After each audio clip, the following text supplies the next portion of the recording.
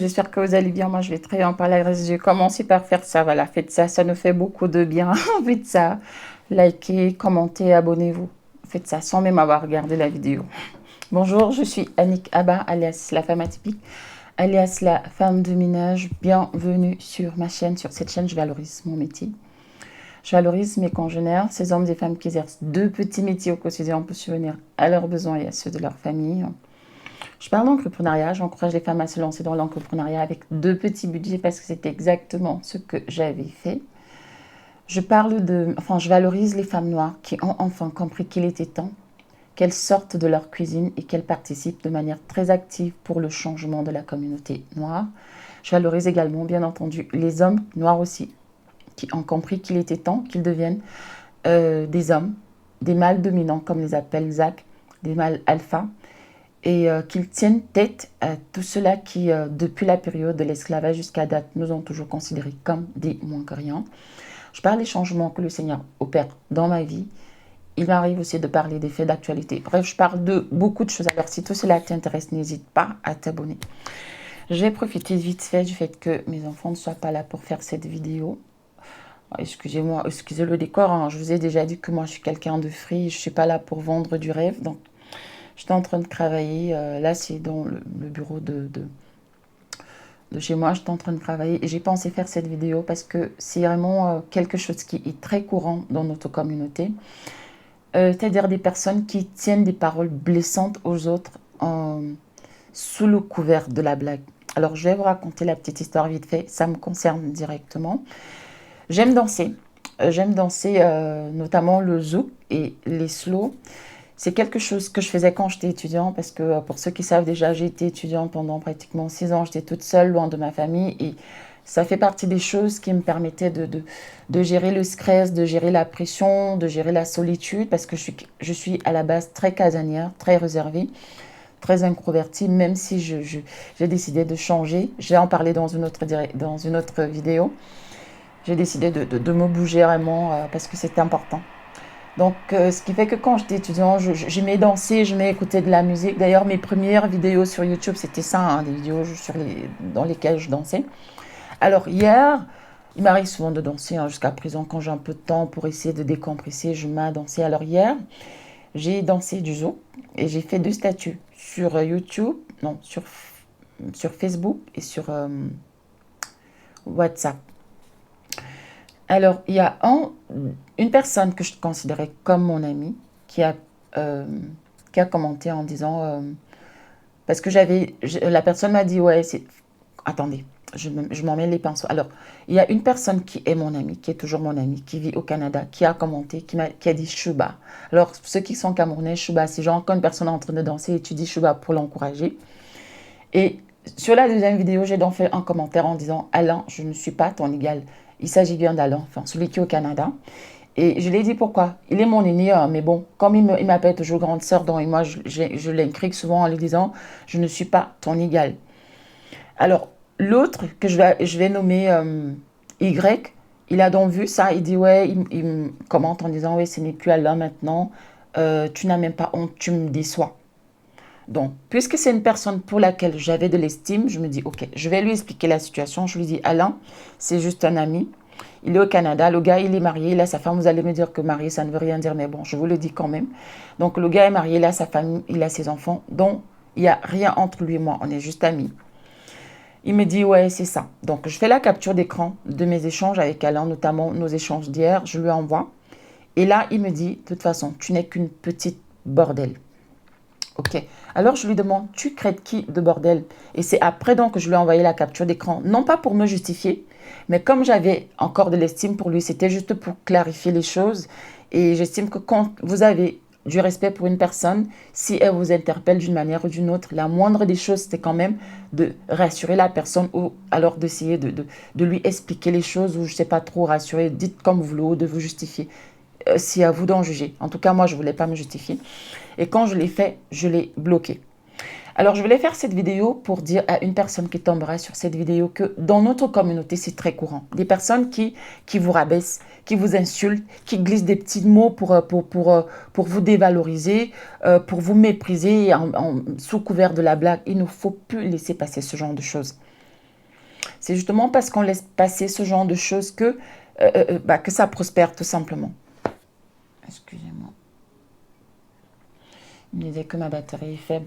Que ça prospère justement. Et je vais vous donner un... En fait, quand je vous ai dit là que je t'ai réservé, c'est parce que ma maman, dans le souci de me protéger, dans le souci de m'aider à me préserver, parce que vous savez qu'un enfant, même quand on lui donne des conseils, s'il veut tourner mal, il tournera mal. Donc, très souvent, ma maman me disait, Annick, tu n'es pas comme les autres. Annick, tu n'es pas comme les autres filles. Préserve-toi. Ne commence pas à chercher les hommes. Vous savez comment parlent les mamans en Afrique.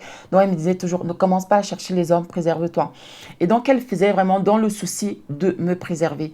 Sauf que ça a eu un double effet sur moi. Non seulement j'ai su mettre en pratique ce qu'elle me disait, j'ai su écouter, j'ai su obéir. Donc, ce qui fait que je me suis préservée jusqu'à mes 24 ans quand même. Mais cela a créé, j'ai commencé à douter de moi. J'ai perdu confiance en moi. Je suis devenue une femme introvertie, très timide, très réservée. Ce qui fait que je n'avais pas de fréquentation, je n'avais pas d'amis, d'autant plus qu'on nous disait à l'église qu'il ne fallait pas fréquenter les païens, qu'il ne fallait fréquenter que les chrétiens.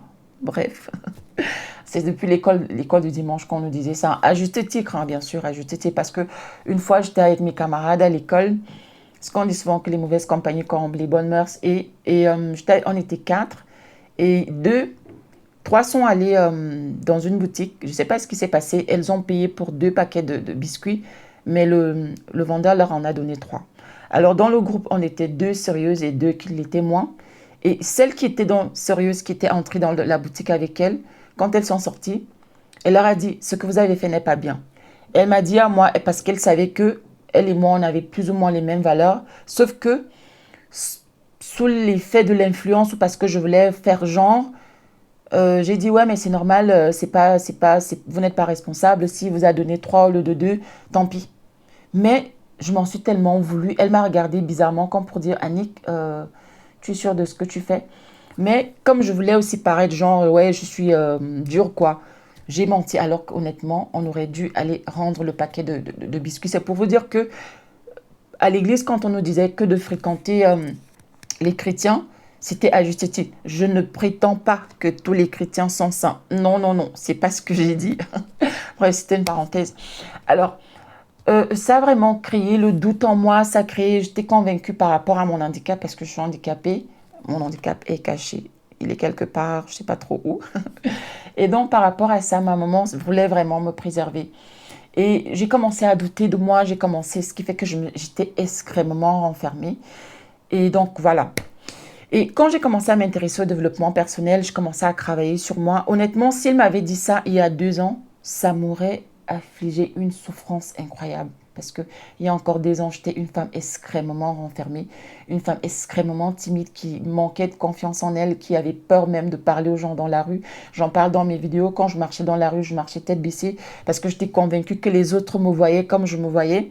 Mais quand j'ai commencé à faire ce travail sur le développement personnel, là, par exemple, je fais des vidéos, je rigole et tout. Je n'étais pas comme ça, hein, pas du tout. Parfois, quand je parle même que ce soit à mes clients ou même à mes salariés, quand je leur dis que de nature, je ne suis pas du tout comme ça, ils n'en reviennent pas. C'est parce que j'ai fait un travail profond en moi.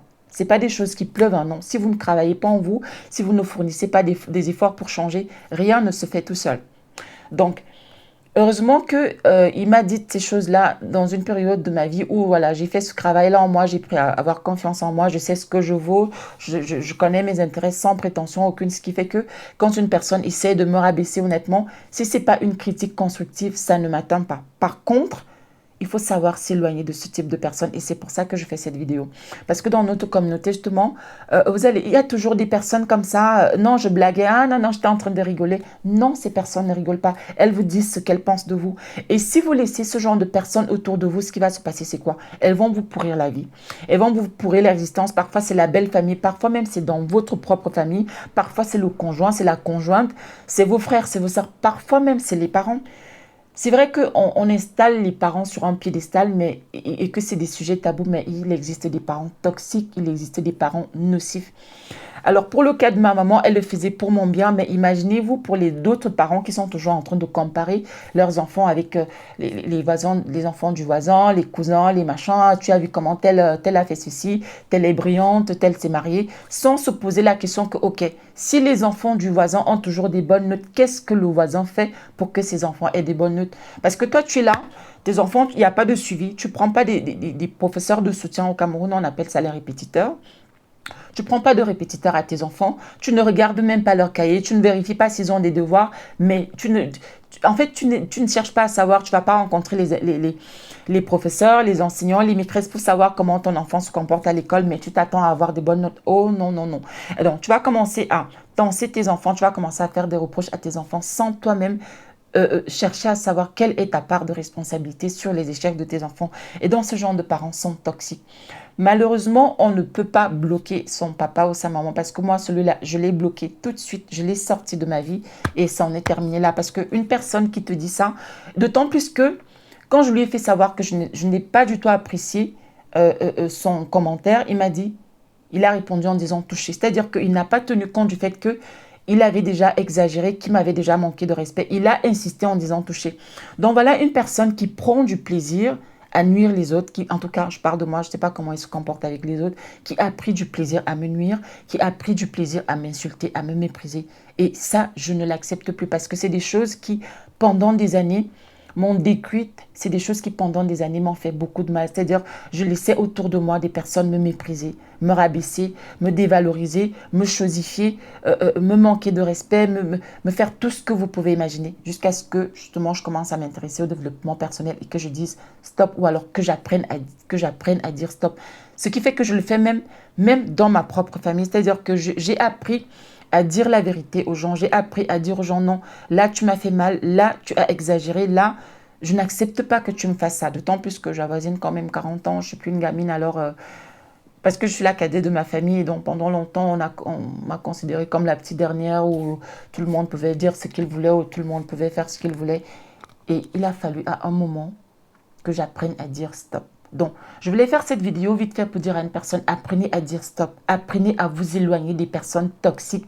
Apprenez à vous éloigner des personnes qui vous détruisent d'une manière ou d'une autre. Apprenez à vous éloigner des personnes qui, à la moindre occasion, ne vont pas manquer de vous rabaisser, de vous humilier. Parfois même, ça se fait en public. Hein. Parfois même, il y a des personnes, c'est-à-dire que vous êtes en famille comme ça, et puis hop, la personne balance une phrase. Après, elle se met à rire, que je blaguais, machin, et qui on ne peut plus rigoler ici. Non, on n'est pas en train de rigoler. On ne rigole pas en traitant une personne de petite bordel, juste parce que la personne a publié une photo et qu'elle a nommé une personne. Ça, c'est un exemple parmi tant d'autres. Donc, je voulais faire cette vidéo. Ne laissez plus que les gens vous manquent de respect, que les gens vous humilient, que les gens vous rabaissent. Parce que vous le vouliez ou non, si vous gardez de telles personnes autour de vous, ces personnes-là vont vous pourrir la vie. Je vous dis d'une manière ou d'une autre. Merci pour les nouveaux abonnés. Une fois de plus, merci pour ceux qui me soutiennent. Merci pour ceux qui likent. Ce projet me tient énormément à cœur. C'est vrai qu'en ce moment, je manque énormément de temps. Je travaille beaucoup. Ce qui fait que je ne fais pas beaucoup de vidéos, mais bon, comme je le disais, je vais peut-être parler de ça dans une autre vidéo parce que j'ai eu une superbe journée aujourd'hui. C'était le week-end des associations. Donc hier, je n'ai pas pu y aller, mais aujourd'hui, je suis partie et j'ai glané des informations super importantes. Surtout, j'ai pu m'inscrire à la Croix-Rouge parce qu'au Cameroun, justement, je m'étais inscrite à la Croix-Rouge. C'est pour vous dire, hein, pour ceux qui me suivent, comme je dis souvent, depuis que je suis enfant, je voyais ma maman faire et je m'étais juré que j'allais être là pour aider les gens, être là pour soutenir les gens. Je fais déjà le don de sang et pourtant physiquement, je n'étais pas toujours top. Je veux dire que je faisais déjà les dons de sang quand j'étais au collège. Je me souviens la première fois que j'avais fait un don de sang. Je suis rentrée à la maison toute joyeuse, toute enthousiaste. J'ai raconté à ma maman et elle m'avait tensé en me disant que le fait que j'avais une santé fragile, je ne devais pas faire de don de sang. Sauf que c'était un bébé qui était entre la vie et la mort. Et on était à l'école et puis on était venu lancer un communiqué en classe que voilà, sa maman avait besoin d'un don de sang. Et de manière très spontanée, je me suis levée et c'est comme ça que c'est parti. Et à la moindre occasion, j'allais donner de mon sang. J'ai toujours voulu aider les gens, j'ai toujours voulu être là pour accompagner les gens d'une manière ou d'une autre. Je vais vous le dire en détail parce que je voulais d'abord m'inscrire, enfin je voulais d'abord contacter la mairie de où je vis, de ma commune, pour leur demander si je pouvais devenir bénévole, mais à chaque fois, je repoussais ou je manquais de temps. Mais aujourd'hui, j'ai pu le faire en m'inscrivant à la Croix-Rouge. Je suis extrêmement contente. Je me suis inscrite en tant que bénévole parce qu'ils ont parlé ils m'ont donné une liste des choses à faire, aller aider les sans-abri, les malades, les prisonniers. Bref, on fait énormément de choses et je suis très contente parce que quand je fais du bien aux gens, ça me fait énormément de bien et ça confirme ce qu'on dit souvent, il y a plus de bonheur à donner que à recevoir. Excusez-moi, j'ai dû interrompre ma vidéo, il fait extrêmement chaud, donc il fallait que je souffle un peu. J'ai fermé la fenêtre pour essayer d'étouffer le son. Parce que voilà, je n'ai pas de studio professionnel. Bon, je ne sais même pas où j'en étais. Alors, je disais que je suis extrêmement contente pour ça parce qu'enfin, je vais pouvoir aussi participer d'une manière ou d'une autre pour ma commune. Et c'est important. J'ai déjà suivi beaucoup de personnes le dire qu'il faut toujours s'impliquer dans sa ville, dans sa commune. Par exemple, j'ai entendu Marthe Karine le dire. D'ailleurs, Marthe Karine a dit que contrairement à ce qu'on nous dit, nous, les Africains, on nous dit de maudire l'Occident, de maudire la France. Elle disait que non, quand tu vis dans un pays, dans ton pays d'accueil, il faut le bénir parce que bah, forcément, si tu le maudis, tous les problèmes je vous prends l'exemple de la France où je vis. Si je commence à maudire la France aujourd'hui, bah, ce qui va se passer, c'est que s'il y a des problèmes en France, je serai directement impactée. Et c'est ce que les gens ne comprennent pas. Maudire la France, ouais, machin, la France a fait ci, la France a fait ça. Oui, mais sauf que si tu l'as maudit, malheureusement, les conséquences, tu vas les toucher, vont te frapper de plein fouet. Donc, il y a eu Marthe Karine qui l'a dit, de bénir la terre où on est, sa terre d'accueil. Elle a dit beaucoup de choses, hein, je vous invite à les regarder. Et puis, j'ai également écouté le pasteur Maud. Maud, d'ailleurs, comment s'appelle son mari? Castanou, voilà.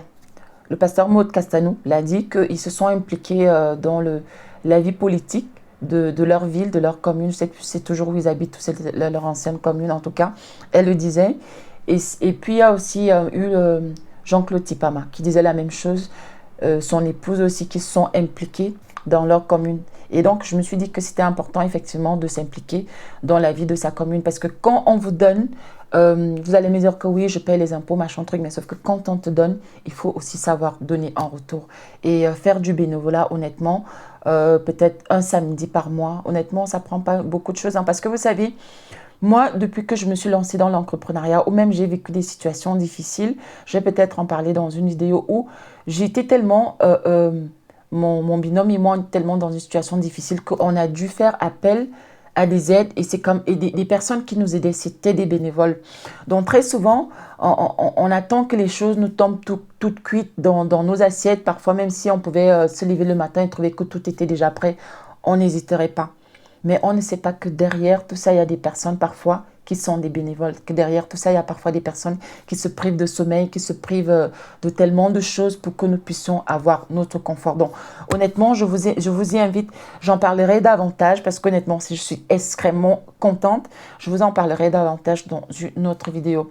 Que le Seigneur vous bénisse, que le Seigneur me bénisse et à très prochainement pour une nouvelle vidéo. Tchuss.